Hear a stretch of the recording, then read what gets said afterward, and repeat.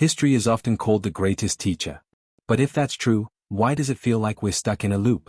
From wars to economic collapses, from pandemics to political upheavals, humanity seems to make the same mistakes over and over again. Today, we're asking a question that cuts to the core of who we are. Do we actually learn from history, or are we doomed to repeat it? And more importantly, why do we keep making the same mistakes, even when we know the consequences? Welcome to Impact Journal, where we draw parallels between current events and historical pasts. On the surface, it seems like we've come a long way. We've landed on the moon, created the internet, and developed vaccines in record time. But beneath this veneer of progress lies a troubling pattern. The same mistakes that plagued ancient civilizations, greed, hubris, and division, continue to shape our world today. Take war, for example. The Peloponnesian War in ancient Greece was fought over power and resources, much like modern conflicts in the Middle East. The tools have changed, but the motivations remain eerily similar. Why do we keep falling into the same traps, even when history shows us the devastating consequences? As philosopher George Santayana famously said, "Those who cannot remember the past are condemned to repeat it." But what if the problem isn't just memory? What if it's something deeper, something inherent in human nature? To understand why we repeat history, we need to examine the human condition. Are we limited in scope when we're in desperate situations? Do we understand the consequences but simply don't care? Or are there darker forces at play, forces that drive us to harm others, even when we know it won't end well for ourselves? Let's start with desperation. When people are pushed to the brink, whether by poverty, war, or oppression, their focus narrows to survival. In these moments, long-term consequences often take a backseat to immediate needs. This is evident in the rise of authoritarian regimes during economic crises, where fear and desperation override rational decision-making. But what about those who aren't desperate? What about the leaders who knowingly perpetuate cycles of violence and exploitation?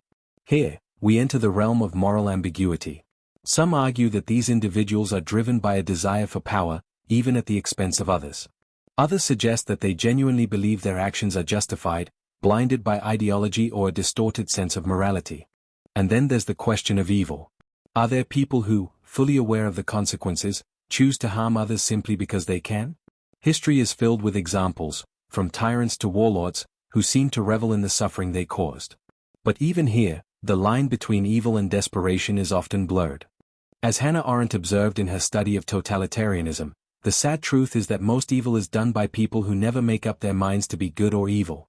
This suggests that evil is not always a conscious choice but rather a byproduct of systemic failures and moral compromises. To truly understand these dynamics, we need to look at both the micro and macro levels. On a micro level, individual decisions are shaped by psychology, environment, and circumstance. On a macro level, these decisions aggregate into societal patterns that repeat across time and geography. Take the fall of the Roman Empire. At the micro level, it was a series of poor decisions by leaders, corruption, and infighting. At the macro level, it was a systemic failure, economic inequality, overextension, and a lack of adaptability. Fast forward to today, and we see similar patterns in the decline of empires and the rise of populism. Another recurring pattern is the scapegoating of marginalized groups during times of crisis. From the witch hunts of the Middle Ages to the rise of fascism in the 20th century, societies often turn on the most vulnerable when faced with uncertainty.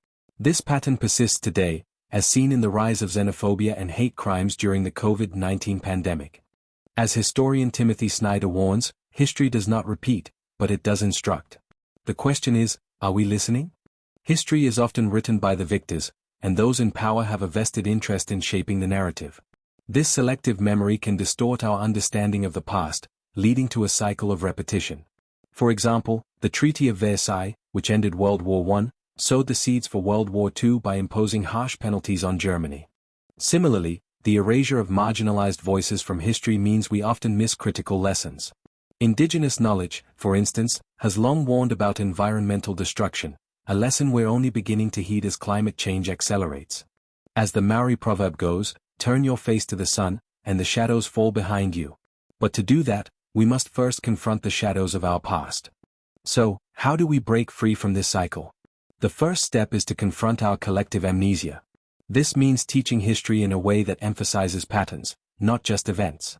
It means amplifying marginalized voices and learning from their experiences. We also need to cultivate a culture of critical thinking.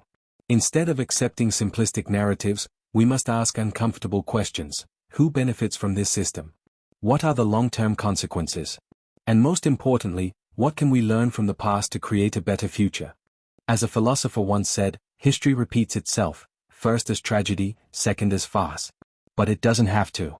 By understanding the patterns of the past, we can rewrite the script of the future. History doesn't have to be a loop. It can be a roadmap, if we choose to learn from it. The question is, will we? The answer lies not in the past, but in the choices we make today. Thank you for watching, and remember, the future is not written. It's ours to shape.